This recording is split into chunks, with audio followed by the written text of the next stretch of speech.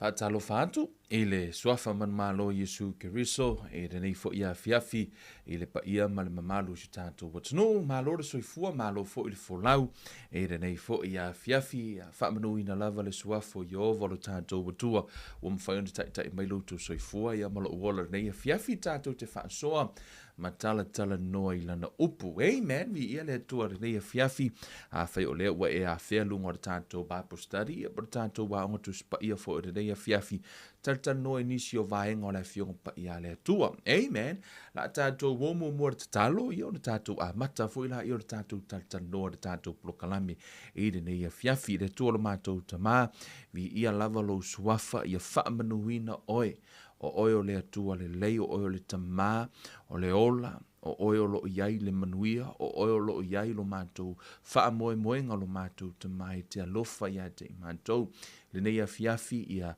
wha peo na wha alongo ina lo leo, ia awa o mailo wanganga, ia wha peo na whaia mea uma, ma le matau ma le hawa i la ua fio talai o i lau whanau, ia atangia lo walofa i le nei a fiafi. Ma le upumoni mai a te oe, a wase hawa o ino mātou tangata ina i o mātou i lolo fina ngalo wha manuia mai o elo mātou, watua i mea umore rea fiafi o le a whatino ina, ono le suafa o Yesu Keriso wole ma wala au tuai nei, a mene ma a mene. Hallelujah! Mo i lātou o loo whapeo na maua nunga re tātou wa o ngare nei taimi ia, amen. Ale me le shea i fwere tātou prokalame i lunga o lau timeline, amen.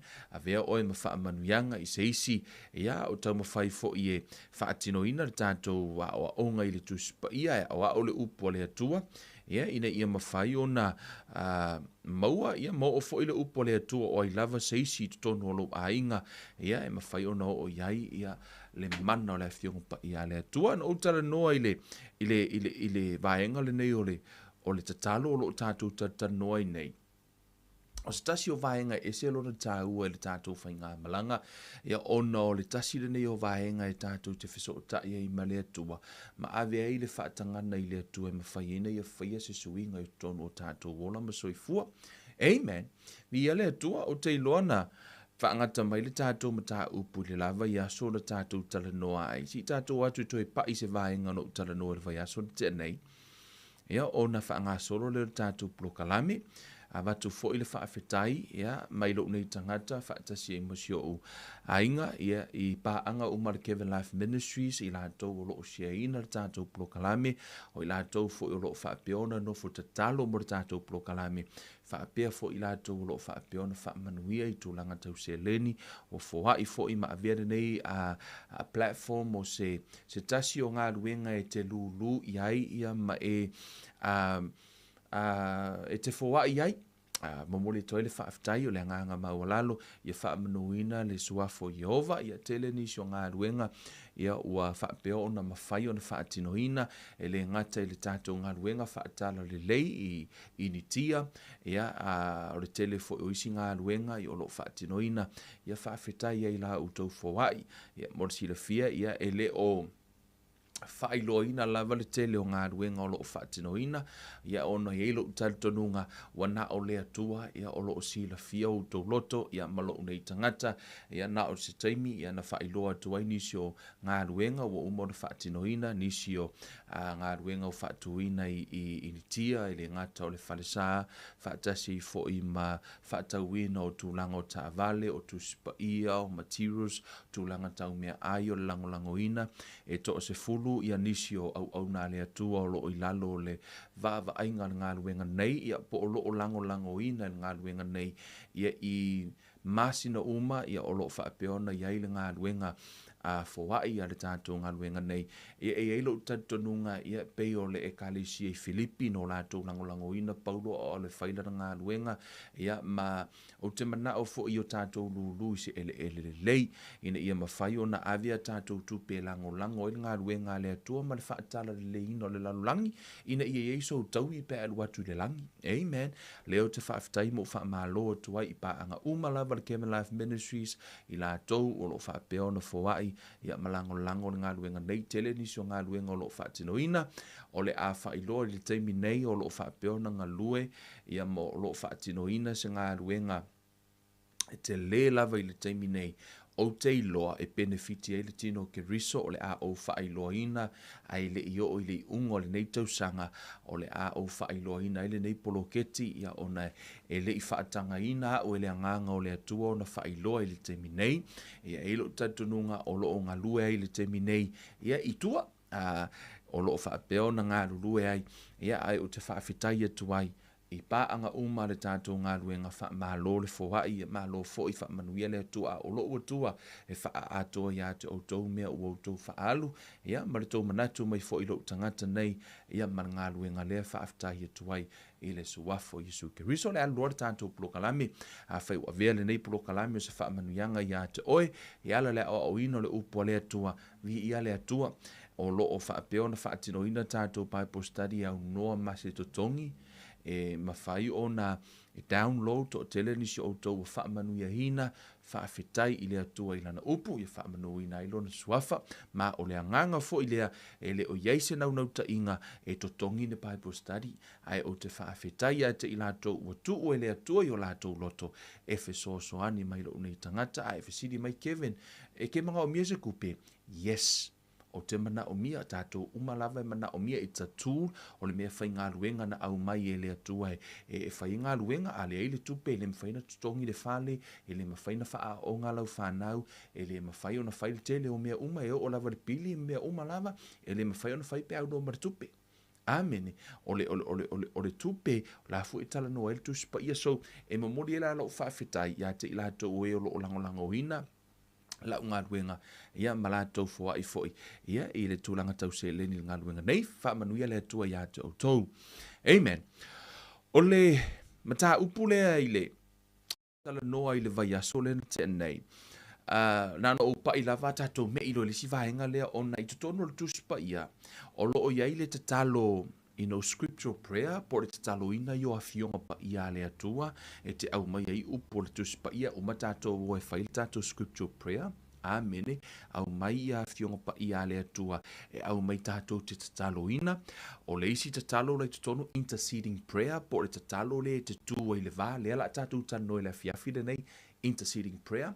The other prayer is casting of cares, po ole la foa i leo avenga, la i tutono le tuspa ia, o le isi tatalo le tal noi fo le tuspa ia o le prayer of agreement, po le tatalo le loto ngatasi, amene, o la fo itala noa fo ia le tuspa ia i le loto ngatasi ma tatalo, o le isi tatalo o le prayer of faith, o le isi tatalo o le praying in tongue, po le tatalo i ngangana ese, amene, o tatalo uma mea ia, lai tala noa i le afionga pa ia le atua, amen, ai whamere whetalai ngā Yesu, wha mai i le aso, tau te ole atua i le tama i lo uingoa, amen, e na o le suafo Yesu e tātou te ole ai, e pe tusa ma le fina ngalo o le tātou atua, e whaonga le suafo Yesu e tātou te ole atua, e le ui atu tātou te talo i sisi lava tangata, o le upa tuspa ia whamai Yesu o au nei o le ala, upu moni ma le ola, e le ai lava se ta se alu atu le tama, pe a le ui mai a tea. Amen, wana o Yesu ala le ala. I le langi, e te le sao i le langi se tantonunga, po le ekalesia, po le alava i te le sao i le langi, na o Yesu, na o i lato o ina talia o ia mawha atua tua ia te ia. Na ia avatu e o le manueta ua i lato o whanau le tua. Amen. Praise God. I la fiafi la le nei, na no to e pa i lava le vaenga le te talo au te le ialu se vaenga ta ua le nei a fiafi. Amen. O ina a o Yesu le te talo fo mai, o fetala i atu o ia te i lato, pe a o tau te talo, ia o tau fa i atu, lo ma tau ta mai o i le langi. Amen. O le mea mua lava, i le mea leo tatalo, e a mata mai i loa, e iai le lua maftanga e te aski le tangata e te iloa. E le mawhai ona e ta uta maina le atua pe a whai e te le iloa. O le upu atua, o le upu le whaonga e le lalolangi. O le upu tamaa, o le upu le whaonga e lana whanau. E iloa la e le lalolangi le atua, o le atua.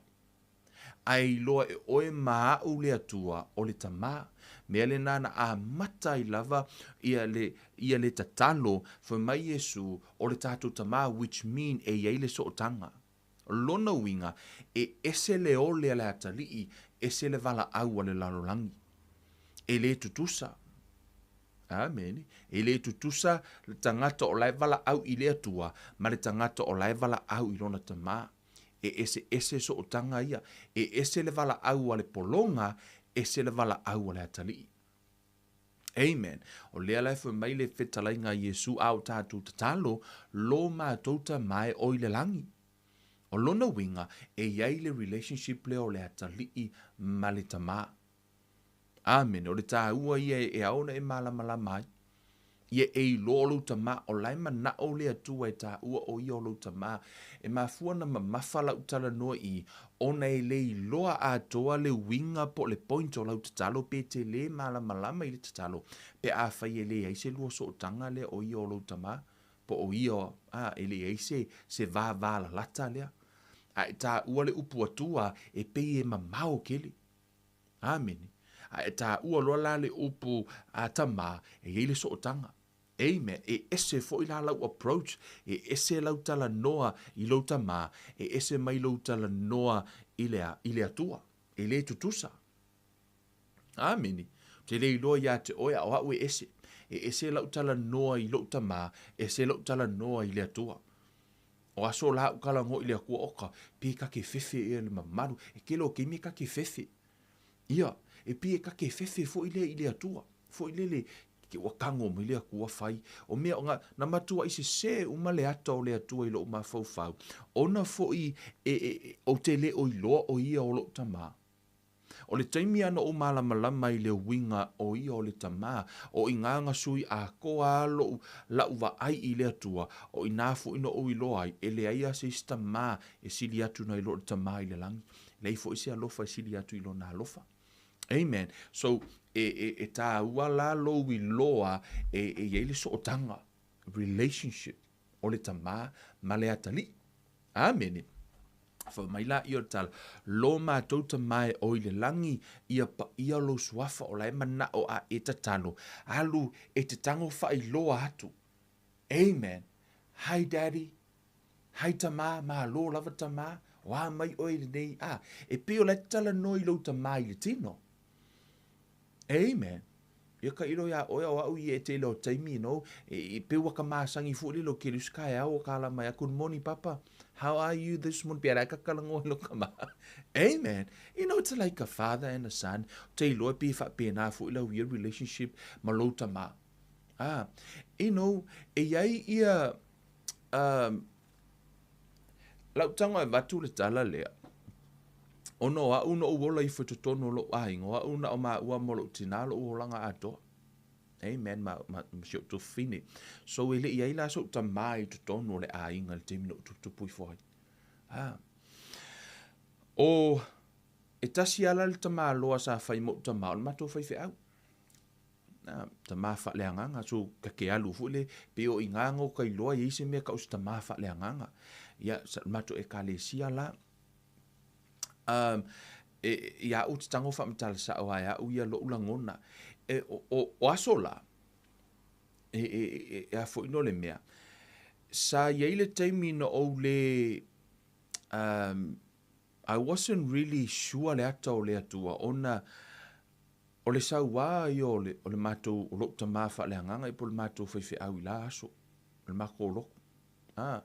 O te iloa ukanga i wha upo e sa u yaso umo ke alu le on whaiwhi au. Na iaila le ata na ilo mafufau, sa iaile teimi no ule fia ai, ma ufa apia, ai e fa apia le atua.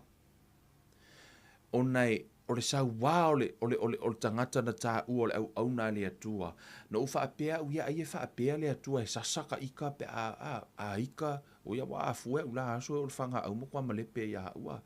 E pe o le ata le o sa iaile le atua ilo mafufau, ai e fa apia le atua, nga pe o nganga tiste na alo uva ma le atua. E pe o nganga o le mautonu ai lava i le atua. E pe fo o se ainga, ai alu se ainga e lu atue. E o mai le whanau fo i le o mai tamu whai e whaangoi le latu tamā pe a ai. Ai pe o mai fo i le pe fefe lako kama. E pe o mai kau whaangoi. Tea te em whainga mako a ai pe mwhai. You know, something wrong there. E te ilo ai le nata mai le ostama, e le ostama lofa. E te ilo e fo i pista ma sa wā. E pe o le ata le nā, o le iai le atua le mafaufau o le, ia au ia sa iai le atua i lo mafaufau, e pe sa fa pe nā le atua i lo mafaufau, e pe i fo i lea e sa wā le atua. Ona o le se oa o le ata o le atua na vali me ta mā o le tino. Ta mā vo i e to tonu fo o ainga. Ono le tele o ta mā i le o whaia fo i ala atou e sa wā, e upuleanga, e pe e no a piusa la atou whanau. O le mea fo i le nā o lae alaina, ona whainga tā i ta miti, ona tali tonu ina le atua, ona i le mawhai fo ina la atou tali tonu ina la atou ta mā i le tino. E pe e wha pe nā fo i la e o mai lava i le teimi nei, o lea lava e strako tātou i le tātou wola wha lea nganga, o nei pe e wha pe nā le ata o le atua i a te tātou. Lai tātou te manato o le atua e a fo ino le mea. Ai whaitau ina e tala noa whaitau lalo i fo ono te leo mana o te toi aluai. O le tala noa i Yesu i mata ua mai ai. Lai wha asolo i lalo whaitau, lai whai mai ai, o ai se tamā ia te outou e avatu ea e ia i rona tali i se maa pe aole mai se areto, pe aole mai se ia e avatu ea ia te ia se ngata ai le o ia. Pe aole mai se fua moa e avatu ea ia te ia se akarava. O le nei o outou o leanga a whai ua i loe outou o na avatu o mea le lei maha outou whanau. O so se tamā o whaalongolongo mai le nei a fiafi, e alofa i lana whanau, e tango ave mea le lei ma lana whanau. O le tamā alofa o tele o tala noa langa to o tele tamā i le alolofa. To o tele i o tamā i le alolofa, o le mafu angale nai alai, ona confused tamaiti ma lato whanau i le atu alofa. Ona o alatu tamā, e tango alatu tamā, fasi alatu te to lua, e tango e palau vale o upuleanga umai whaile tamā lea, o le itu a inga tamā le nā, e leo se tamā alofa, e leo se tamā le lei, o le to inga tamā le nā, o lenga lua ele ti apolo. Ai o le tamā le lei, lea tal no el tuspa ia, fo mai leo tal al tuspa ia, a whai o outou e leanga, tau te iloa a vatu mea ma outou whanau, e le siri e ala le atua. Amen. Mai e lesi di ea la ona fua ina mai ro tātou ta mā, oi le langi le nganga pa ia. Wa au mai e le atua lo na nganga po wa au mai sa o le atua o ia. A whai e ia te oe le atua e ia te oe mea uma. Amen. E ia te oe mea uma ono fo o le nganga pa ia o ia o lo iai uma mea lofa le atua.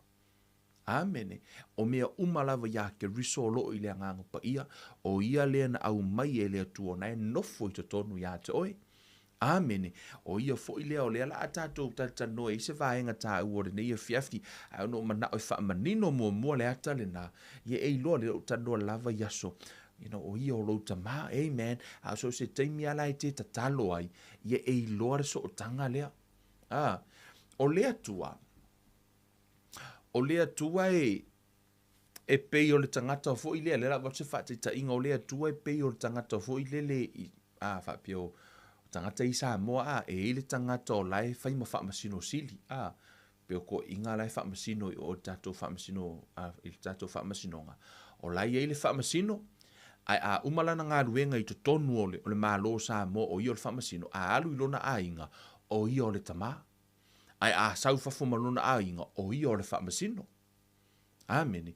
E pe e whape nā fo i la lea tua, o lea tua i to tonu o le a inga ia ke riso.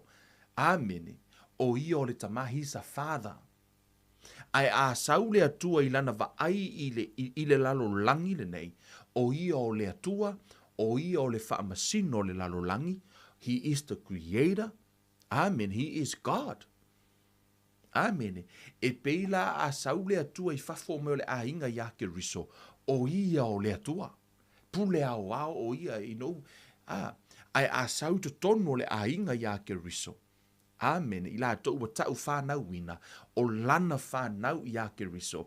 O ia o le tama. Amene. So ia te oela wa talia Yesu e vea mali i mawhaola. Lona winga o lo tama. Fo mai o i lātou umalawa na talia o ia ma whaatua tua ia te ia, wo ia avatu ai o lea manuia, e tā ua i lātou o whanau a lea tua. Amen. Hallelujah.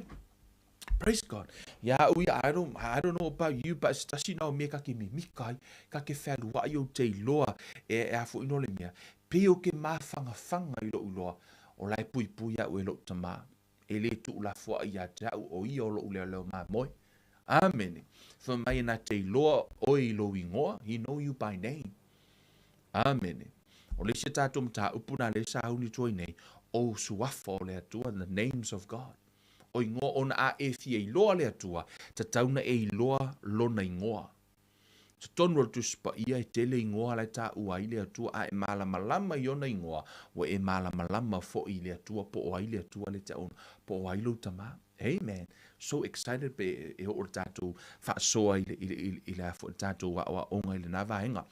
O le afiafira nei, o te, amen, mai le upu a le atua, hallelujah, pēna o whai atu, le sa utala noi le upu atua, o le upu tamā, amen, ma le upu wha masino, o upu ia loa o wha o ngā ina nei a fiafi, i ono le upu tamā, o nei e confuse fo i lele, e le tutusalo na apalaia i lona wha o ngā ina i le tātou sāwaninga. Amen. Ile o langa a toa o Yesu no ola ile lalolangi le nei. E masani aso se teimi e tatalo o Yesu e vala au. Lo utama, my father.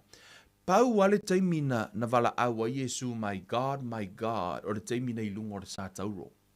O le teimi na alanga a Yesu, my God, why have you forsaken me? O le teimi le nā, o le ale winga o le upu, my God, why have you forsaken me? O le teimi a toa o le olanga o Yesu, na vala au a Yesu, my father. I le teimi na ilunga Yesu le sātauro, o le teimi le nā wa iai umalava ngā sala o le lalolangi. O ina loa na oti wha le anganga a Yesu, pena alu ese i le anganga o le atua mai a Yesu, o na vala au loa leo Yesu, my God, o le ale winga my God, le atua le tamā, le atua i le anganga. Waru ese le atua le tamā, le atua le anganga mai le atali. O le taimi mua lea, i le o langa ato Yesu, wa separate hai le atua. Mana tua o tou o Yesu o i o le atua. Amen. E tasi a Yesu o Yesu o i o le atua. Amen. O nei o mele te minei. Ia ele i longa lava o nei tele ia o ngai to tele tangata la tu te whai mai o Yesu. Ele o se at, me ele o se atua o io wana o se atali. Amen. So, tato atu ile. I tua i le tusile a Ioane. E whai tau ia. Amen. Hallelujah. So soani mai le anganga pa i o le atua. E fo isi me ka penga i ek sau fo isui me tano ile nganga le tu ka ko oi pe fa mel tala tu spai sai le amatanga le loko sai le atua le loko o le atua fo i le loko o ia lava sai le atua i le amatanga o le upu le atua ele o se ingoa, it's not a name, o le upu atua o le tūlanga. So, a o whai atu la, o Yesu o se atua, yes, o Yesu o ia i le tūlanga o le atua, o ia o le atua. He is the Almighty. Lai tala noa le tusia i le afu, le tusia i saia fa mai wa whanau mai le tama, a ilo na ua le malo o ia o le sidi ese o le atua malosi, o le tama o le whaavavau. So, o le tama le na whanau mai, o ia o le tama o le whaavavau o le atua malosi, he is the Almighty. Amen.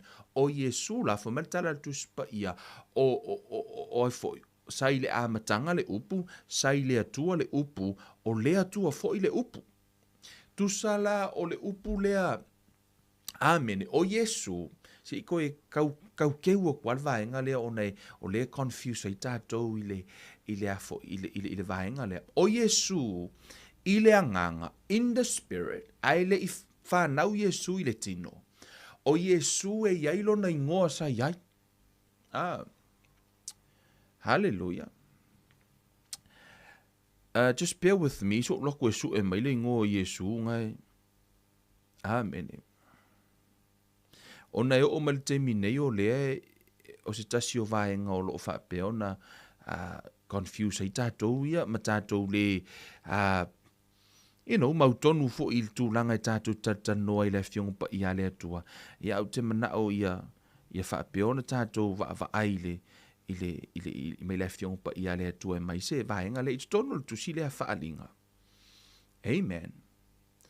O le tā ua le tusi pa ia si tātou whaitau mua whaaperitania. Whamatala le tusi pa ia. In the beginning was the Word, and the Word was with God, and the Word was God.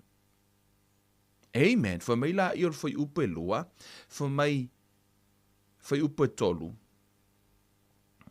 The second verse, for mai, he was in the beginning with God.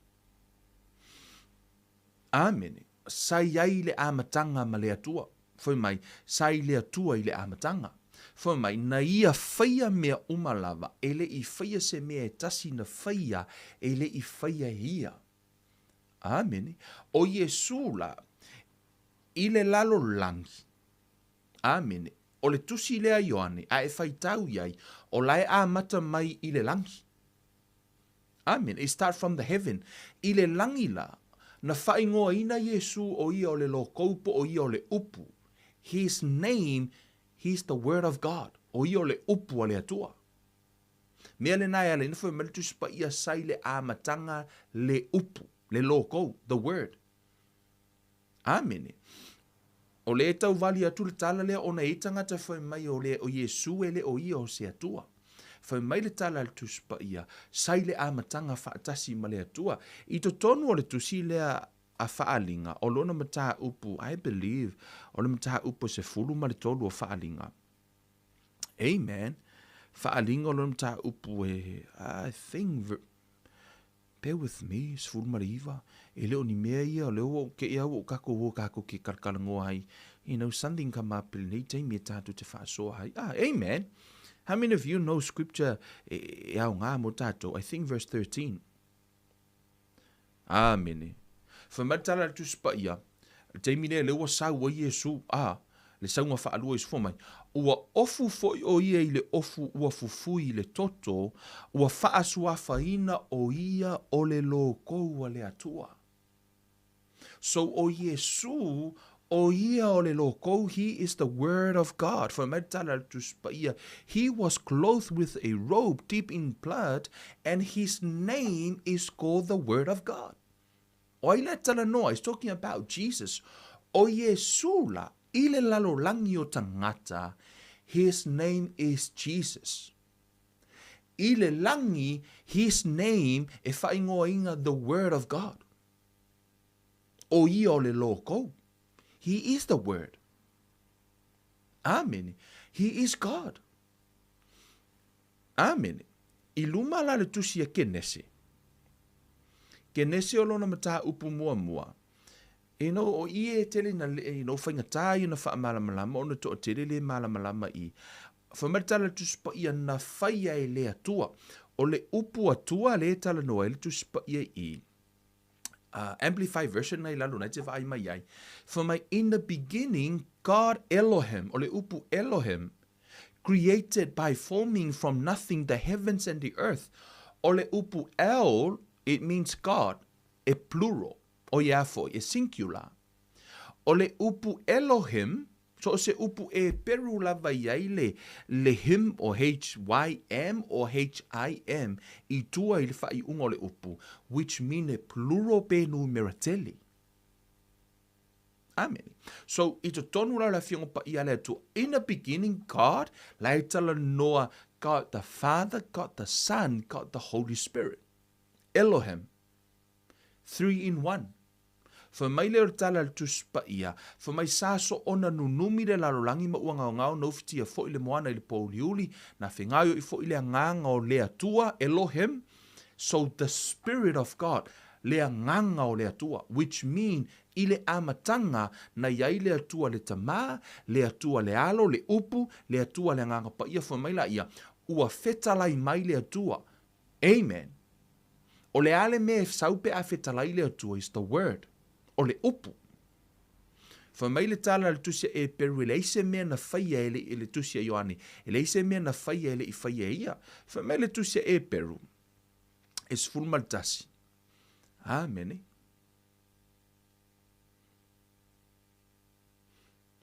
e perus fulma tasi foi mai foi upo e tolu o le faatua tua o tatou ilo aina faia mea uma i le afionga le tua po le upu le tua.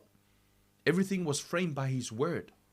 O mea umala na fai a Yesu o Yesu la o te mana o e wha mautu le neia fiafi o ia o le atua.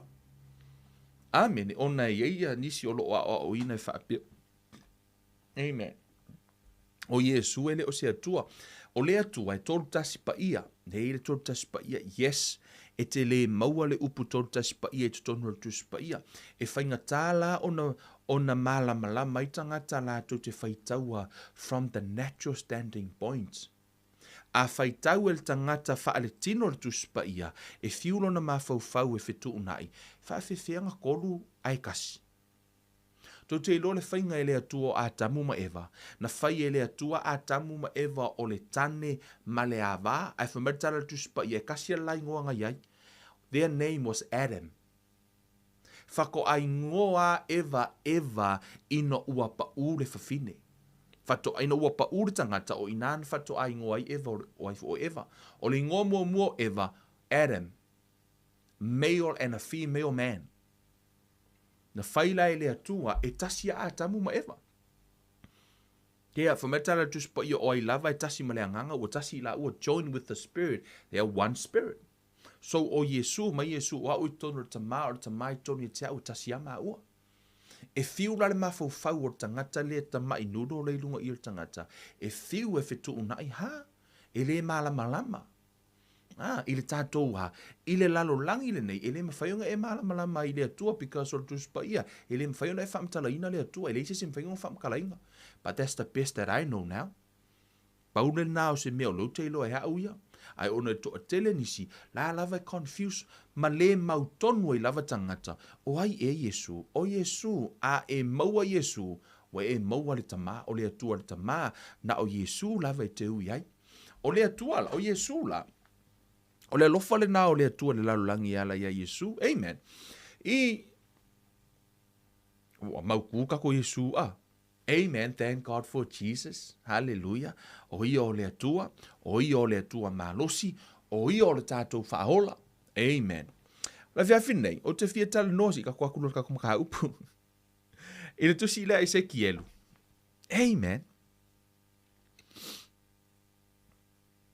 O le tu i le vā, ia po le tatalo faapuluvaga. Amen. E se kielo lona ta upa lua sumalua. Hallelujah. O loo, hallelujah. Pe no ufa matalaina, o le atua. O le atua e o ia o le tama ya oe, tama ya te au. Amen. O ia o le tātou tama. I le lalo langi, o ia o le atua. To us, he's our father. Pe a iei lau so ta inga ala ya Yesu Keriso, o Yesu, o ia le uno fatupu o tau whana wina i tātou. Amen. For mai wa ia whaia le lenga o i tātou ma le atua. Ole, tusi le ese ki elu e lua sfuma lua, fai upatou, sfuma tasi, fai mai. Fetalainga le atua.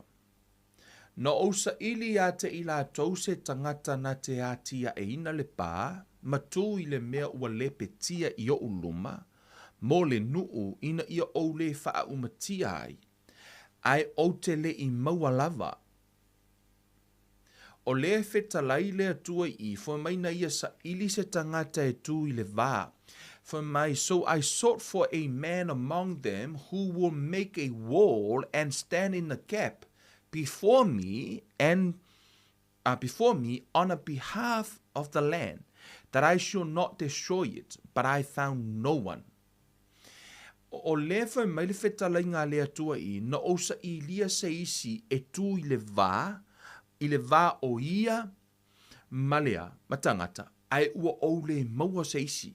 Ai fai mai le tala le atua, na osa ili, ina ia aua ne ia faa umatia le nu.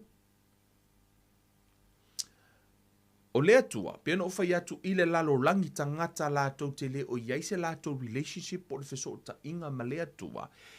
O ia o le atua, fa mai le tala le tuspa ia o le totongi o le angasala o le oti. A o ina anga sala, e sau le atua e whaila na wha masinonga, ona a le whaila na wha masinonga, o lona winga, ea, e le o ia lau se wha masino.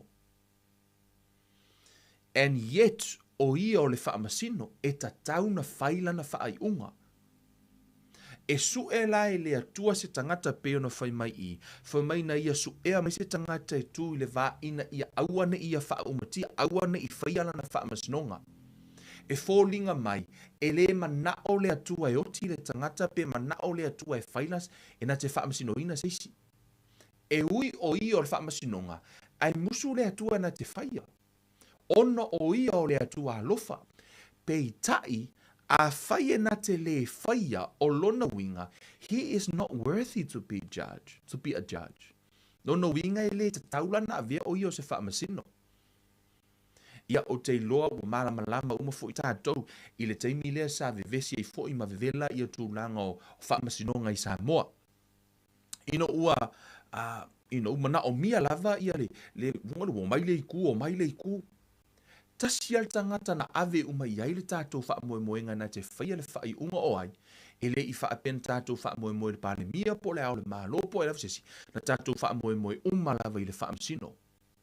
O le wha masino silila, o ia na whaia le whai unga, la uta atia i le teimi le nei, o na o se wha taita inga, e le o kero kalango wha polo kiki, o leo tana no le wha taita inga e mai le ata, e wha apen nā fo ila le teimi le nei, o le atua, e so se taimi lava ua le tonu i se mea, o le atua e tatauna ia whaia le wha masinonga, o whea le mea tatau ona ta atia iai. Ai aona le whaia wha masinonga, o lona winga, e le o ia lao se wha masino. E tatau lava la i le atua na whaila na wha masino, ai ona le teime sau i le atua e whaila na wha masinonga. So se kaimia sau i le atua e whaila na wha masinonga, oh man, God is full of love. E se le alofa o le atua. E sau lo le tua whaila na wha masinonga, i ui e anga salaka ngaka. Ai sau le tua whaila na wha masinonga, ai sau su e a sisi. Su e sisi e sau e tu i le vā e pise lo ia. E sau e tu i le vā.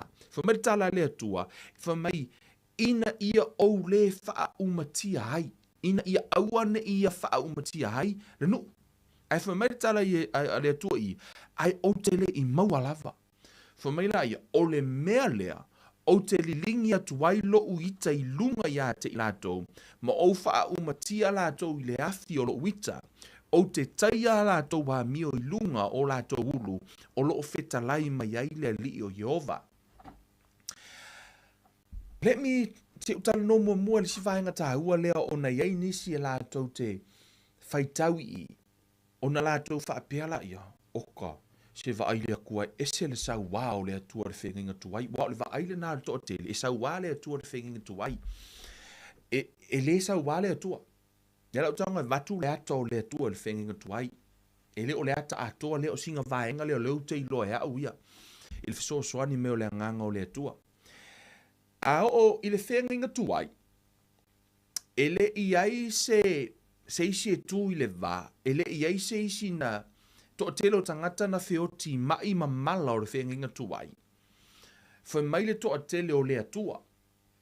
Lau tanga e vatu le. A whai whateita inga. A whai se tangata ua mai i le suka. Ia, pe wha pio tangata le diabetes. O le ua vatu le whale mai. E vatu le whale mai. O laua so solo le suka i le vai. Saua le suka ua suka atoa le vai. I le vaai le fō mai, o le vai o le tino a toa o tangata. O laua suka uma vai lua o tangata lea. E tasi ala le afoi, le mea mawhai i ona sefe le afoi, le tangata a toa pe ia awane i oti le tangata. O le ale mea tauna whai. E ta tauna tipi vai.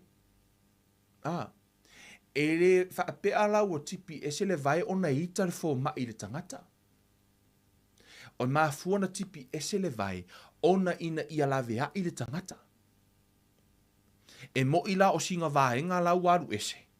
Ai peitai o lae lawe maua le ola. E le whaapea ino tele lawa fō i pio ta o tonga. e mafua na faile ta o tonga ma ave ese ni vaenga o tino tangata, se i tu lou, e le ona ita le fo mai, ai ona ina ia lave olea, o le faa mai, inge i ke iwa, ua sosolo. Ia ona faina le tino atoa, e faa pēnā le whianga inga tuai. So se taimi a tatu e whaitau o toi le whenga inga tuai, ile e tau te whaitau atu le toa sao le atua wasa saa manisio vaenga, e le ona o nisi o itu, ai ona o le puipuinga o lea, o le whanau mai o le tama, o le puipuinga o lea, ina ia auane ia ise tangata ea, o lea, o le human race. Mea le nā lai ona fili mai e le atua i le tangata le nei o noa, tau te iloa noa, whamere tala le tuspa i o wanga sala le laulangi uma le taimi lea, taimi o noa. Taimi lea fwe mai wo mai ei a ngelu whanau le atua, wo mai wa momoe ma fafini o tangata. O ina le na whana nau mai ei mo meo sau ai matangata tino lua a kangaka i tu lua i nao na po ia mo meo sau ai le tano tuspa ia. Ia a kongo i ngā fuinga whanga ngau mai ei moso ma ke ropo a kala kuu pepelo sa moa le tano ai. A tonu o inana i ngā mea. Kala ia pili mai lavangi ia kua ngai kala ngoa mo meo kangaka iku i laso i kūlua. E pie whape nā fu ilale ni mea le tano tuspa ia. Ona o la ua, o le anga sala le sa iai i le vaitau le na, o le ua mai ia a ngelu o momoe ma fafine o tangata, o le alana tango i lo le atua foi mai na o noa sa mama i luma o le atua. He was the only man mo na ainga o la sa blameless. O lai pure. Tango rola i o le atua kilingi ese uma laulangi mama le ngai, o le laulangi le anga le ngai, ka ngaka i o wa i kūrua uma, kilingi uma se le atua, ai wha sao mea no le ainga lea. Le fu lau koe multiply, e tutupu fo i la me le tu la fono, e wha pēnā fo i, o le anga sala, o lau aso solo i tutonu, e peo se wha mai, o na tango le o le atua ave ese uma me le na arina fioti tangata. Ele o le ita la o le atua e pengo foi mai isi o se kosa o le akua fape. No, e alofa le atua, ai o laen tau mawhai le atua ea, e la vea i mai lea, le seed. O le alofa o le atua ia Israelu, le mafuina feoti stangata. Ai sea, ona a le feoti tangata ia, o le aso solo le mai lea, ma feoti uma ia Israelu, pei foi o le mai. A le kipia e sea se itu lou le vai o tangata o lai suka. O lono winga, e ono o tiel tino atoa. O le ata le nai te tau wa ai, i le atua i le whenginga tuai, ai le whape o ika le atua. E o la i, o le alofa e whaikau i, whameritala tusipa ia, na sau le atua e su e seisi e tu le va, which mean, e sau le atua e su e seisi e tau fia o ia, mai le whai o lana wha masinonga tonu. Ola, o le alofa i, he's a father. O ia o le tama, o le alofa ia. Ia. Te le tangata la tu te le o iloa le alofa o le atua le whenga kuai. Langa la lawe whai kau wha le kingo o le kuspaia. Ai a la kou whai kaua ngai le atua e te malama lama. He's a loving father. E te wa ai mai i mata o le alofa e te whai taua ele tu spaia. Ke wa ai ke reus keimi o ke whai kau o le kuspaia o whai aku i le atua whawhekai. Whawhekai wo whioki ia ka ngaka ma mele i nei. Imagining pe a whaapea o lai o marikemi ngai o la lava e o la Hitler. Te mangu wa levanga. Imagine pepe o marikemi ngai o la lava iai ale. Lai feo laka ngaka le anga ngai. Whaftai la i le atua. Whaftai fo i le atua i le oti because o na o toi reseta i le atua le pattern. Fo ino le mea. Koe reseta i le atua le clock mo tātou tangata. Amen. Hallelujah. O ila, i tātou whaitau mai tutonu i, o lea e afo, na sau lea tua whamai, na ousa ili a te ila tause tangata na te ati a e ina le pā, matu i le mea ua le petia i o uluma, mo le nuu, ina ia o le wha umatia ai o te le i maualava. O le mea lea, o te lilingi atu wailo uita i lunga i ate i lato. Mea mua, o le alofa o le atua, na saua i le atua e su e seisi. Amen. Su e seisi e tu i le va, e tau fia o ia e nate le i maua. O na wha tau nuu loa lea. O le mea mua lava, o le mea lea o le tangata e tu i le va. Mea mua tu si lalo. Ele na oso o seisi e tu i le va. o le intercede, po le tu i le vā, o i e tu wai le tangata o laile leile lua mafutanga. Amene. Hallelujah. E pau arka ngaka e la e kui le vā, o le tangata e te iloa, e te malama e te iloa tangata lea, po se tangata e te lua whaifea ngainga. Pe iai se lua mafutanga po se lua sootanga. O le tu i le vā, o le mele whai el tangata e tau ma whai e vau misa, e whai ano whaatino foi, whai ele whaatisa inga foi, o tangata foi le tu le vā e vau misa, e pe misa lesi ia in tangata sto lua, o na latu leo o e tu le vā e vau tangata i e to lua. E peila o oe le te tau ma whai e keep le peace i a file mui tu i e lua. O lea lana sau ia lea tua i lona toa sā i le nuu. E su e mai seisi, ai sau ia lea tua, e lea seisi e ku le vai keep le peace. E lea seisi e iloa e lea tua, ma e lea seisi e yeise la maftanga ma lea tua. Sau la lea tua i tutonu i le tusi lea, sau lea tua whamai, ua au le maua seisi ea, e mawhaina tu i le vā, seisi o ke iloa, seisi o ke maasangi, seisi e ma ke whaifea ngainga. Ono le tangata e tu i le vā, o le tangata e whai le whea ngainga, iei le maftanga. Amene. I tonu o le tusi lea ke nese.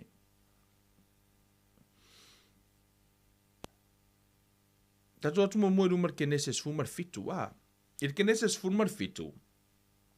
Whai mai le tala le atua ia Abrahamo i, o le iwa se fulu ma le iwa o tausanga o Abrahamo, na whaali mai ai Jehova ia Abrahamo, ua whaapea mai fo ia te ia, o au o le atua e ou le malosi umalava. Ia e sa vali o uluma ma ia sao lau a mio.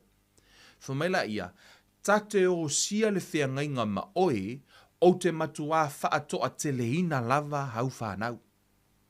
Whai mai le tala le atua i tate o sia le whea ngainga ma oe. O lea na whai le whea ngainga le atua ma Abrahamo i. Amene. Saula i rumar mta upa sfurmal valu. Latu ia le atua la latu e wha uma ia la a whaatau nuu wanga sala so koma ma komoro. La fo i laua sau le atua o ia o le atua. O ia o le wha masino. Lewa, wa makua i kele ala nga sala ai fo. A so koma ma komoro. Sau lo le atua i. Lea lau sau le atua o le a whaatau nuu lana wha masinonga. Sau fo i le atua su e mai se tangata. Whaalongo le tala le atua fi sumar fitu. Ona feta lai ane leo Jehova. O te nā tia ea ia Abrahamo le mea a o whaia. A wā fo i o Abrahamo o le a whai o ia matupunga o le nuu tele ma le malosi. E manu ia fo i a te ia nuu uma o le lalolangi. E le i nā tia e le atua se mea i le tangata na la whaifea ngainga. Na te whaailoa i le mea o le a ia whaia. O lea fo i wasau le atua su e mele tangata o te manao i loa e Abrahamo le mea le la o whaia. O lea su e mai e le atua se se tu i le vā. Amene. Whamai ona whaapea leo Jehova, whaupelua sfulu, o le alanga mai o so toma ma komoro ua tele, ma ua matua tele lava a la tau wangasala, o le mea lea, o te aluifo ai, ia i loa po ua whaia lava e i la tau e pei o le alanga ua o mai i a te au, a whai fo i ua le ai, o te i loa lava. Ona tu ua lea o lea mea e nei tangata ua o atu i so toma. A o Abrahamo ua tu pea o ia i lumo Jehova. Amene. Ona whaalata atu leo Abrahamo ua whaapea atu. E te wha umatia ea e ua amio tonu whaatasi ma e amio leanga. Pe a whai oile a aitangata e toa limanga fulu o e a miotonu, e te wha umatia ea o e le wha sauina le nuu ona o le toa limanga fulu o e a miotonu o iai. Amene. Ia mamao lava ia te oi ona e whaia wha apea e wha sioti i e a miotonu wha atasi ma e a mioleanga. Ma ona wha Ma ona whaangatusa o e a mio tonu ma e a mio leanga, ia mamao lava lea ia te oe, o lena te whaamasino ina le lalolangi uma, e le whaia ea e ia le whaamasinonga tonu. Ona whaapea mai lea o Yehova, a whai o te maua i so toma, tangata a mio tonu e toa 5 i le a ai, ona o whaasawai lea o le nuu uma ona o i lātou. Ona tali atu leo Abraham o whaapea atu, whaauta mai. O au nei o le fuefu ma le lefu, wa o whaamalosi e tautala atu i le li. A whai ua toi toa 5 e whaatoa ai le toa 5 o tangata, a mio tonu. E te wha umatia ea le ai uma ona o le toa 5. Ona tali mai lea a ia, a whai o te maua ai se toa whanga fulu ma le toa 5, o te le wha umatia lava. Ona toi whai atu lea o ia i hateia, ua whaapea atu, pe a whai ua maua ai le toa whanga fulu ea. Ona whetalai mai lea o ia, a whai o te maua ai le toa whanga fulu, o te le whaia lava ona o i lātou. Ona whai atu lea, auana i toa sa mai le li, a se i o toi whai atu, a whai ua maua ai se toa tolunga fulu ea. Ona whetalai mai lea o ia, a whai o te maua ai se toa tolunga fulu o te le whaia lava. Ona whai atu lea o ia, whaauta mai, ua au whaamalosi e tautala atu i le li, a whai e maua ai se toa 20 ea. Ona whetalai mai lea o ia, pe a o iai le toa 20 o te le whaumatia lava ono i lātou. Ona whai atu lea o ia, auane i toa sa mai le li, a se i o whai atu le toi upu lea, a whai e maua ai se toa se fulu ea. Ona tali mai ai lea, pe a o iai le toa se fulu, o te le whaumatia lava ono i lātou. Ona fio leo Jehova ina ua whaai uana whetalainga ia Abrahamo, ona toi foi leo Abrahamo i le mea mawai. O le whamatala mai ai le tu o Abrahamo i le vā. O le tu Abrahamo e vao le misa, whaupunga e tau mawhai e vao le atua, le whaingolana, e tā ofi le atua, le whaingolana whaamasinonga, yaso koma makomoro. Ono i ola e lona nefi o lota, malon to o lua malan whanau. Lea la e tu wailo, le vai kungan kamalo Abrahamo, o lea la a, susungu i so koma makomoro, lea la wa tu Abrahamo, ma fai i le atua o i o tangata iai le whiangainga. E iloa e le atua, mea fwoi nana sau i le atua, su e mai sau halu i Abrahamo, ina ia sau Abrahamo e tu i le vā. O lea la fwoi Abrahamo, le atua, a whai e ko 5 se furukanga ka mi o kongo so koma makomoro. Ke o whala uia e ka o whasioki whaakasi lea mi o kongo makaka mi o leanga. E se le poko Abrahamo a. Mai le atua a moanga ko 5 se furu. Ke le whasiokia. E le whai ala o whai unga. Alola se le leo le atua a. Ko mai Abrahamo, oh le atua, e whawhia pe a whalima. Mai le atua a moanga ka mi o kongo se whalima. E le wha umakia. Mai o le atua a ala pe a whasfuru. Mai le atua a umuwanga ngaka se fast food. Ke le fa umatia ono lato. Ko fa mai Abrahamo, ai ala le tua pe a tolu se fulu. Ha, mai le tua, a tolu se fulu. Ke le fa umakia pe a fa ke mon ngaka mi ko se fulu. Ai ko fa mai Abrahamo, le tua. Ai fa fe fela. Ko se le ke la pasika. Le tua, ai fa fe fela pe a fai e to a lua se fulu.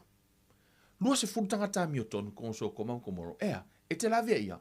Fa mai lea tua, a o mouan tangata sto o lua se fulu. Ea mi o tonu, o te la vea ia. Ko fa mai ka malo Abrahamo, lea tua. Fa fea la pe a ngare ko se fulu luan kangaka. A fa mai tala lea tua, a o mouan kangaka sko o lua se fulu. O ke la vea ia. O na ngata ile i ngā o le fi ngā wa Abrahamo. Ngakar ko se fulu. O te tali tonu, ana whaapea watu ale fi naunga Abrahamo e kauru ngumela kasi. Lea tua a e mauas kangaka ngumela kangaka ko a kasi ko kongu o e ami o kongu e ke wha umakia ea. Ke la ngai whai mai lea tua o te le wha umatia. Ono le tangata e tō tasi. Right? Ona ua ngata le fi naunga Abrahamo. Alulo la i o lea. La tuloa. E le a kose fulu kangaka ngā ami o kongu. Nga ole aku nga oi, nga o loka mlong ko, rumalang whanga koko. Ele ia, ele i a toa se furu ele a toa ni tangata ia. E toa se furu a mio tonu. O le mea lola le na whaatau nuu ai loa la lea, whaamasinonga lea tua. Ai o te whaafetai i lea tua. E sau lea tua e whaila na whaamasinonga, na tango lea tua ave ese. Amen. He always have a better way. E tango lea tua ave ese mai tangata mio tonu. Ona foi, e lea, e tonu lana amio, e le whaamisinoina whaatasi e lea tua lana tangata amio tonu ma tangata angasala. Amen. Mua ave ese e lea tua tangata amio tonu, whato atau nuu lana whaamasinonga, whaapena fo i le taimio noa, na mua ave ese e lea tua tangata amio tonu, wa ese e lea tua noa, whato a whaatau nuu lana whaamasinonga, lena au maile lolo, whaapena fo i le taimio ai, o lota. Na mua ave ese e lea tua lota ma tangata amio tonu, whato a whaatau nuu lana whaamasinonga ia so to mama komoro, e whaapena fo i le tali tonunga o le toa tele o lau su el tuspa ia i le teimi o le si itianga. Ai le iyo o mele toa saa o lea tua malana whaamasinonga i le lalolangi, e mua fo i ave ese le e kalesia o tangata amio tonu, ai le ia, ai le i sa ina lona toa saa i tangata amio leanga. Ona e mua lava ave ese le atua tangata amio tonu, pei lava ona eva aia i to tonu ole, e pie whape nale le fōringa ngā lue o le atua mai tua i whenga tuai. Amene, whape nā fo ila le whenga fōfo mai e pei o le teimi o noa. Ea, e mua fo i ave ese tangata amio tonu. Whato a. Amen. Hallelujah. So, o ila le te wa ai mei tonu i, o le sa tu i al kumalo noa i sa tu tu ia Abrahamo, lena ia tu mo tangata o so koma makomoro, stand in the gap, o le tangata i le la maftanga. Amen. I tutono le tusila e soto. E soto lo nta upo tolu. Hallelujah.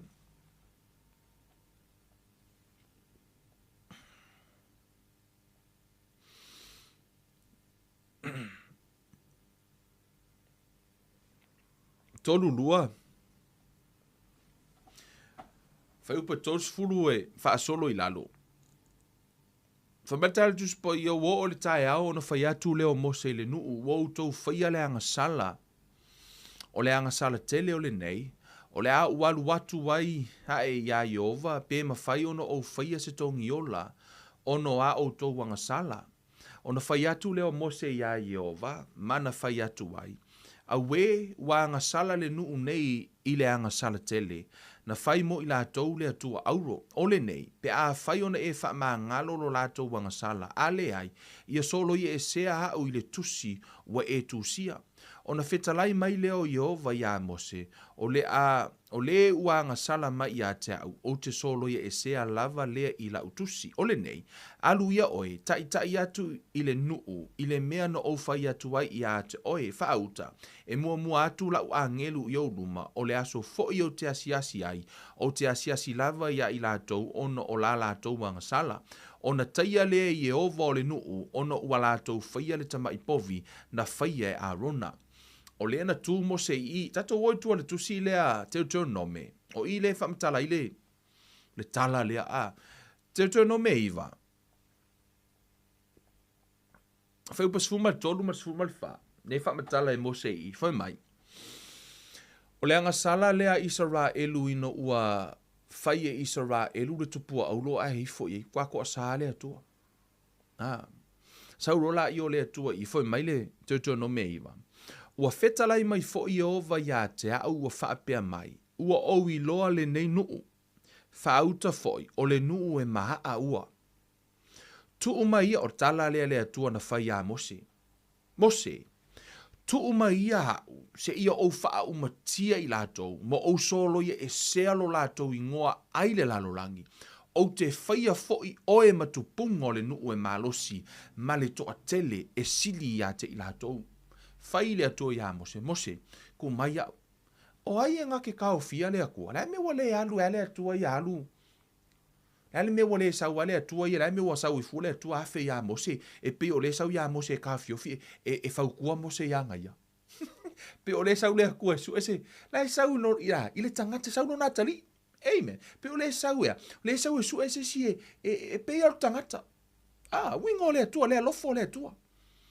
Kwa I ka le kua ia isa la elu le o fai kupua I fo ye. O ia nga au mai longa au malosi nga ia ave ia mea uma ia isa la elu. Ai o fai le kupua I fo ye, ele I fo tia te ia. Ia lai kwa sa le tua ye. Sau le tua, e ka kaurunga sau fai langa wha masingonga. Ai sau le kua fe ia mose. Fa merta la le tua, e wha longo, e peo se kala se tangata lai fai langa wo. Pio se si fo le lai sau fai langa wo, fo le sau fai fo le vai. Ku mai au se ukango koe, fa mai. Tu mai au, se o wha umakia I lako, masolo I e sialo la tau ingo I la langi, e peo fo ringo mo se rai kao fianga ia. Ameni. Le tangata e fai le whenginga. Right? O le tā ua I o le relationship I. E pe e fōringa e sau le atua, e musu le atua e sopo loa lana whai unga, ai na tele I afe I lana wō. Sau le atua o fia alu le kua ika le kua e sa, e whamasa mose, kua, e pe fōringa o le ka au fia mose rongo piko ofu. Le atua aua. Pe o lai vau misa. O I o te mana o e te iloa, le tā ua o le mea le o le vau, o lo tui le vale, le whaonga inga le vau misa. O lo tui le va, mea mua, e te tauna e malama pe e iai sau feso ta inga I tangata uma e to alua. Your relationship. Amene. Whate ta inga o mose, o ia I le la maftanga ma le atua, o ia fo I le la maftanga ma Israelu. Amene. So e relate to umala paulo ia mose I tu e lua pe fo Abrahamo. O Abrahamo e iai lona so otanga I le atua, e fo ilana so otanga ia lota ma. I le tu so koma makomoro o lai e lona nephew. Le alana mawhai ona tu so o lai malama I tu e lua. Whataita inga. Ia masangi ngō whaonga ngar whaika inga lea. A te iwa wa tupu fo ile se fe ese inga I le vao a umal mai foi. Le vao a umal tua ngane o lo to lua. Ke ua o se aso fo ile le ua makua I o wika. Ke minga o makua I o rampo ar ke minga o saula. O saula ke minga. Ai ala wo fia kango rimma kwa ala le kua ngange o mako ainga. Sa fani me. Ai ni wo solo wo wika. O le tangata la e oso I foi e tu le mava. O le tangata e oso tu le mava. Mo kingoa e oso I folo to lua tu le mava. O lo to lua la. Ona iei le relationship o lo to lua mahau. E iei fo ilona so tanga I lona tuangani. Ia te au la. O au. O lo ua lofa I lo to lua. Ma le maftanga. E ala ingo ule kango lima I lon kuangangi. E tau mua mai. Ia polisi fo iku. Ai ono lea lofo tuangani o lo to lua I lato tu fine. Mea ngai la ingala ko le kango lima ia. Ki o fuaka I ka pēr whaila kufia kango lima ia. Lea se whaia hawa piko I siringa le leipor whaia. But you get the point. Wa more ona ole va ayo a I lo to lua po le va ai foi o lato to fine e mafu ai ona le sopo mai le lato wa le lato fai unga mo mai lo fasia ia po lo va ai foi ia le foi na e pe foi tupu foi tono ainga o le a lava le ita o le tamala a fasi le fanau a luangi lo sikinga o le tinala e lua e ku le va mau va o le tama me le lo ilo e tamiti o le tele ala o kaimi o sikinga e kere nga fasi e kama e se fu le va le o ngi kama ka fasi ala ko ko lua a foi o ngai fasi ko lua he o e ke valea ne je si upo fa upo na me anyways amen so o le ala ya fu no le me so o tangata la tu le va e ta ua la le o le va o lo to lua mau ma le va o lo to lua molona tuangani o ila le ta fiofia a fai ngei la whakaika inga. A fai o au leo te alu watu. Wha peala o leo ke hika I kua ngangi o lo tō lua. O lako roi lo wikare ngei. Ai au latu la lau te ita le siona tuangane. Ai oso ifo le sion kua ngangi o la fo ke hika iai. O la ele leile mawa.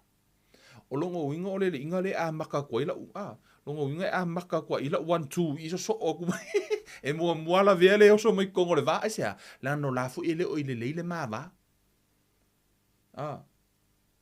ka mo mai le ka nga kuria mo le ai ngolo ko lu fe no mi fa ka inga but anyways ngawe ma we tau mo mali ngola utala tu sala e ta ua le o la relationship ma tangata lea imagining penga fa pe saule atua la fasioki ia kaka isala elu ai sau oso i forka ka kule va enga kele i roa fo la fo e anga sala i lumo le akua longa winga e mo la vele e mo fa o e ta ua le o le relationship.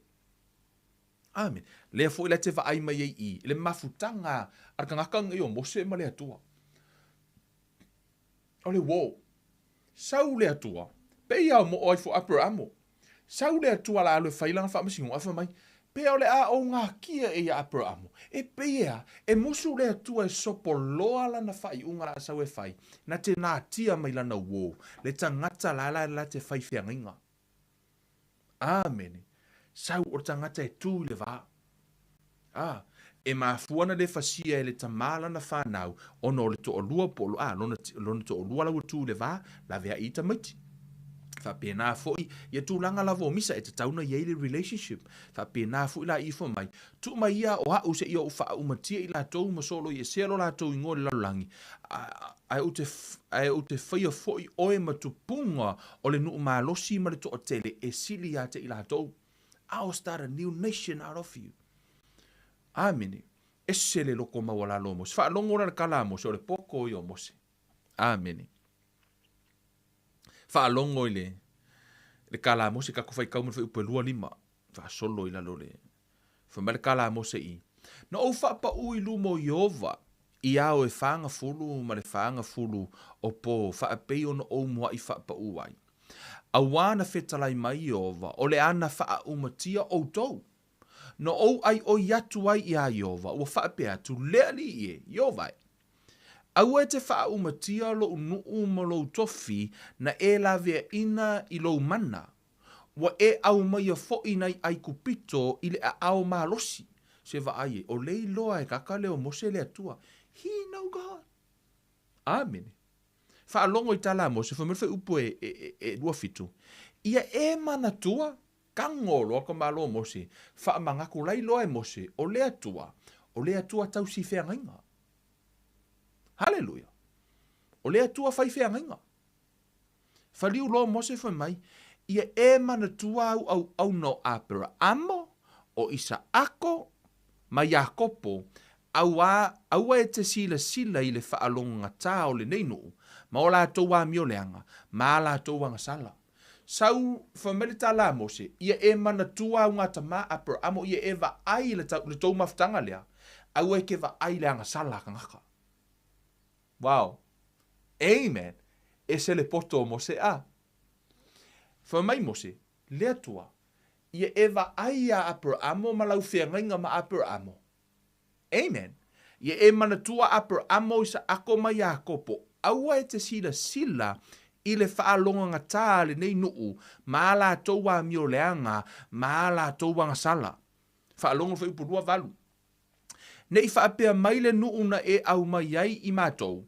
Awa ua le mawhaia i Yehova o na whaao i lātou i le nuu. Na ia fola ina ai i ate i lātou. Awa fo i ua ino o ia i ate i lātou. O le melea, wa ia avatu ai i lātou i le vau e fasioti ai i ate i lātou. Koe wha upuar ka la mose. Whai mai, ia e mana tua Abrahamo i sa ako ma Jakopo. Lena e whai whea ngainga i ai. Amene. Au e ke sila ia lako wangasala. Ai sila ia e wa ai a Abrahamo ma. Le tala noa tangata e masani i lea tua. Ata mai o mose. Koe whai mai lo marka la mose. A e kamu ngai lai fasi yoki ngā whaapelo ai kupiko wa e le mawhainga. Ngā wha umalau ngā ruenga ngā ahmaka. Wa e whaalongon ngā nā mose. Lai tala no le wo.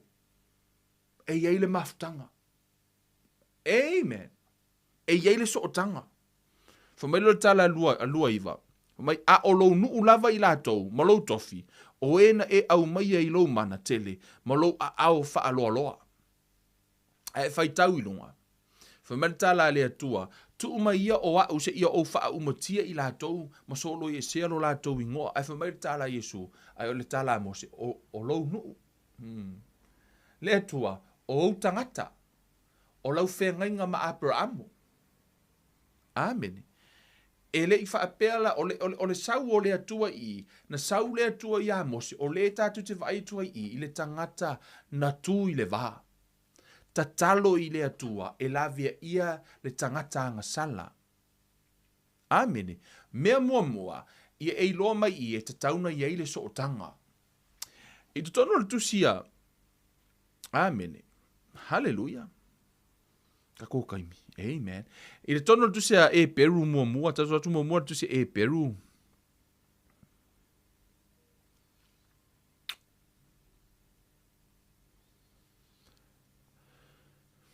Non ta upu e fitu. Fai upu se fulu, lai ta no Yesu leo stau langa.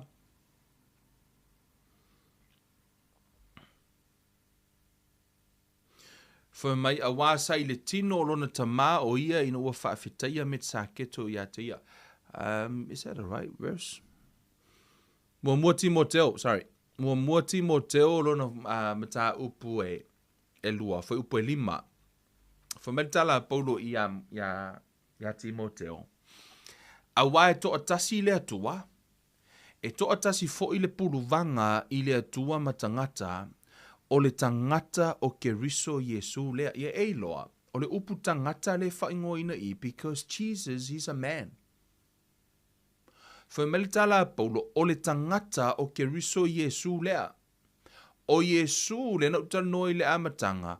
I le lalo langi le nei, he is Jesus Christ. O o Yesu, o lona ingoa na o Yesu. In the spirit, he's a word of God. O o le loko.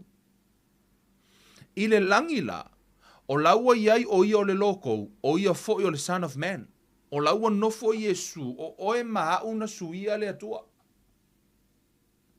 Ke nofu marikara kuspa i o le atua e le suia. Anga suia oe. O ngor keimingei, o le atua tamaa, le atua le alo, le atua le nganga pa ia, o le atua le alo, o ia o tangata. Laua nofo e tangata e fai le tino, o le tino e le pala, o Yesu. O Yesu la, o ia le wa ia a vea le tangata, ua tuu i le mea pito i silifo mai o le tangata, o le kangaka ua pule langi. Yes, o lona ingo Yesu. O la hifo i angelu. Angelu umo le langi o ke lupi, o la hifo uma ia Yesu. O mea uma wailalo vai o le tangata. Ele o yeise a, ele o ngofu, i to tonu o le atua tama, le atua le alo, le atua le nganga pa ia. Ele o yei to tonu se ke lupi, ele o yei to tonu se angelu. Ele o yei to tonu lava nisi a nganga po, o lai yei to tonu lea. Bo tova ai ele o yei fu ini manu. Lai tar notus pa ia i ke lupi fo mai fōringa lea. E imo meo o manu lai lumo o le atua o isi fōringa, a eko fōringa, leonga fōringa. Lai fōringa umai mangu ia ma, ai le ai masea, ma se sio i la tau e to tonu o le atua tonu taspaia, na o le tangata lau e to tonu. Le atua tama, le atua le alo, le atua le anganga pa ia, o le atua le alo, lau e iai le tangata. Le ala wa alu e represent tangata, le fa mai ua maua le leinga o tātou ma le atua. O Yesu, o ia o le atua. Amen. Me te le whaaftai ai a Yesu. Thank God for Jesus. O a uma lava la wanga sala. Amen. E le va ai la le atua i la wanga sala. E va ai i lana whengainga malona atali. Le whengainga i le toto Yesu, le toto tamai mamoe. O kai mi uma mea nai whai meritu sia roma mai le eise me ma whaina ave e sea oe maa o mai le alofa o le atua ia Keriso. E le ma whai e angelu, e le ma whai e le oti, e le ma whai e puapua ngā, e le ma whai lava se mea, o na ave e sea oe maa o i le alofa o le atua ia Yesu Keriso. O le alofa la o le atua, ia te oe, ono lo na alofa ino na alo pele o Yesu Keriso. Le ala iai, e le o va aila le atua i la uanga sala, o le va ai ilana whengainga. Mea la le nai ala ina tu Yesu i le vaa. Lai fautua mo oe mo au, lai intercede. Amen. Hallelujah. Tele teimi tātou te vai ai, i te tono le tusia Roma e valu o lona. Fai upo e tolu sfuru mal wha.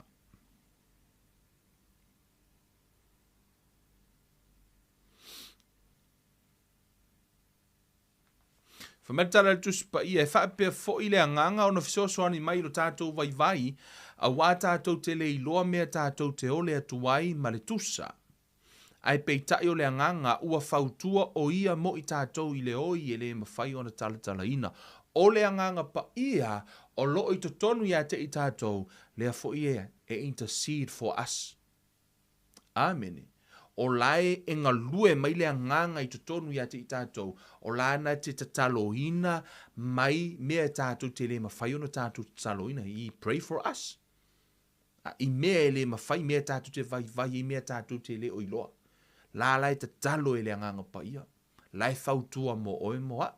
O Yesu Keriso le alo le atua ma le whea ngai ngā le atua ia Yesu Keriso. La fo ila ia ilea. Le ngalue o le mana o le atua. Amen. E o me le temi nei. So me i me lava i le tū lea e. Amen. E se le tā ua le mea na whai e Yesu Keriso mo oe. Amen. Fa mai wa ta wa mi o tonu ina oe ono Keriso. Ono lai tū Keriso mo oe. Amen. O oe ma Keriso wa tasi oe, o le va aila le atua ia Keriso, ma lana whea ngainga ia Keriso, lai tu i le vā mo oe, e ala ina, ta wami o tonu ina oe. Amen. O lo talia ina lao Yesu Keriso, wa e talia ina le alofa o le atua ma le mea alofa na whai e le atua mo oe ala ia Yesu. Amen. I tono le tusi lea ia kopo. O ie, le mele e tā ua te lei foi, ia tātou ia le a o na mamai. E ngisi e vili mai e kiau Kevin, te ka kalo mea moa. Amen. I would say, e se le whaingatā, like, to be honest, e se le whaingatā e lo te talus tangata o te rei loa. Because o le mea moa, especially a mene o social media, e to tele tangata e, because o le tatalo le vāle, me le tā wai tātou ia le ua whaiwhea ngainga ma le atua, a whai o le tali o le atua, o le ua lua whaiwhea ngainga ma le atua. Whape o se tina. A whai o nai ola lau whanau i le lalo langi. Lātou tele o ola, lātou tele o iloa le atua, pe lātou tele o mātatau i le atua. O le tā ua i o le ngā luenga lea le whai e tātou tina, le tutu i le vā, le tatalo i le atua, ia e alofa wha mahangalo lau whanau, ia e alofa pui pui lau whanau. Fōa i le ola, o mea umalawa i e tau te tatalo ai. O nai tau te tutu le vā moa o tau whanau. A tonu o lai whai e au tau whanau ni winga i le tala whea ngai, ua tala whea ngai ai le oti. Makua kakawana ono o ile oti. Peitai e le mawhai ono o ile oti ono le va aia le atua ia te oe ma le lua whea ngainga ia Keriso. Amen.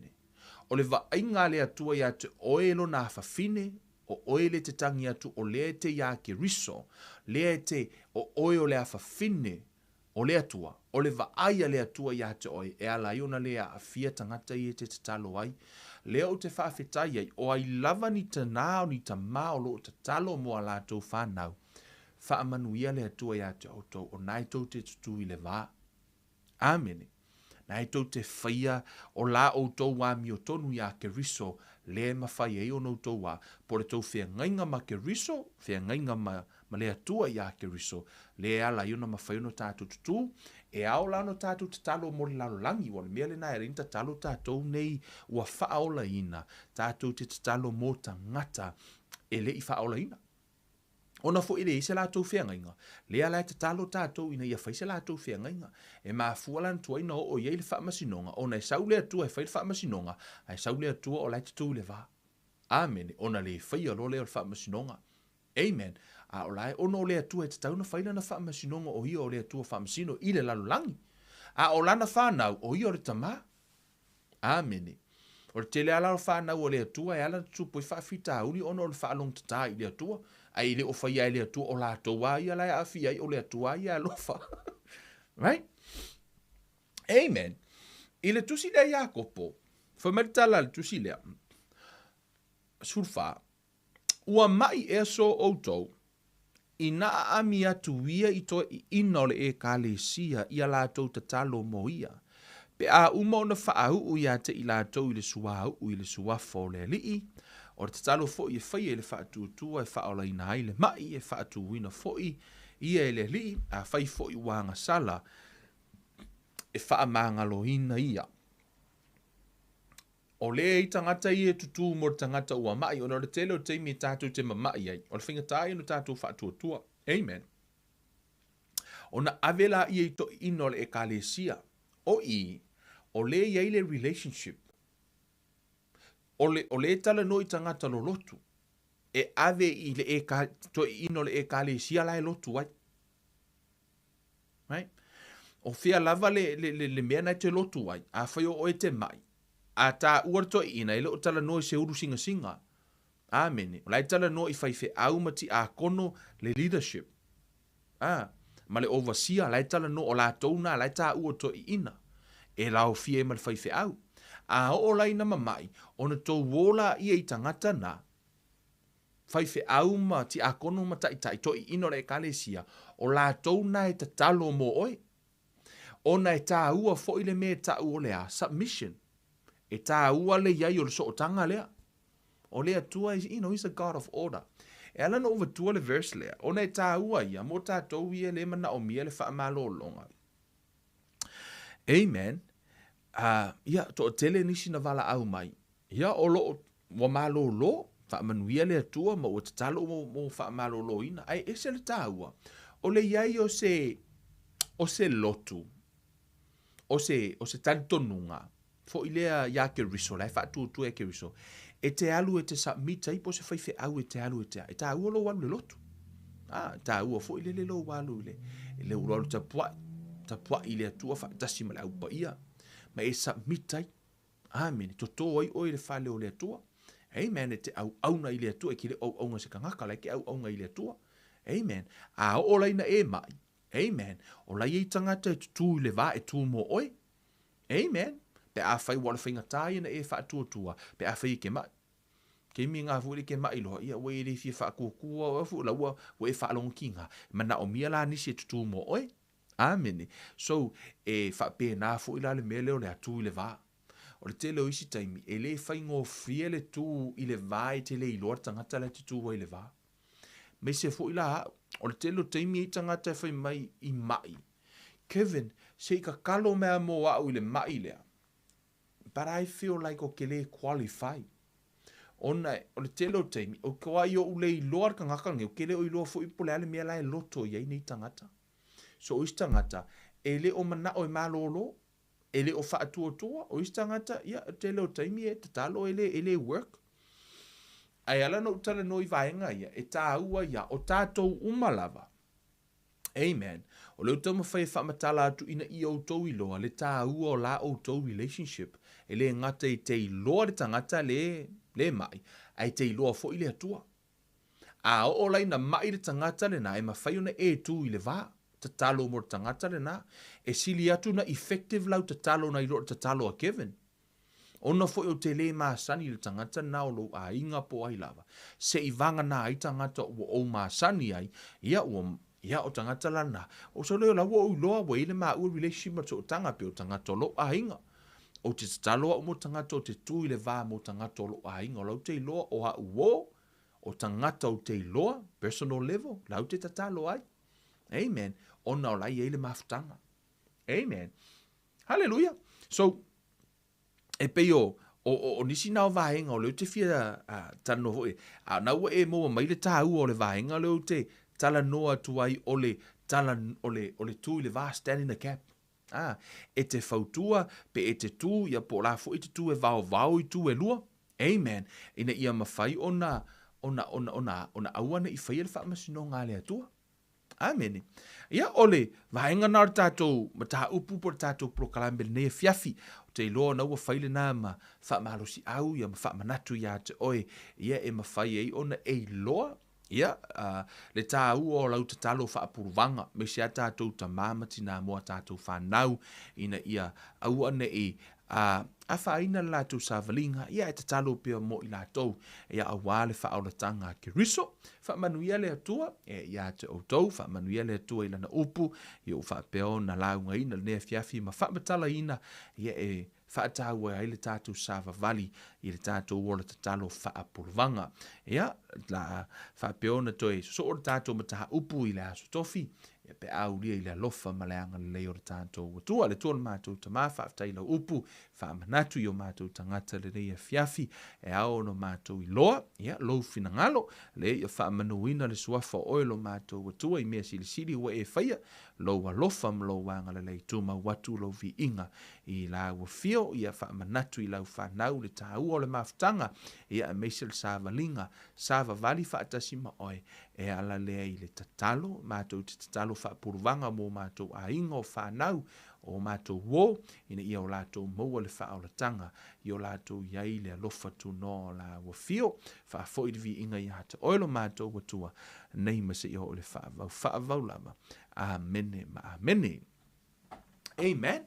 Ia, o le tātou mata upule nā nei fiafi, tatalo i le atua, e whaapeona tai atu loutou soifua, ia, maso una iola, ia i le astofi, i lona halofa, malona ngare leimere te minei, ke venu ruiva nei, alofa tele mo outou, wha soifua ia.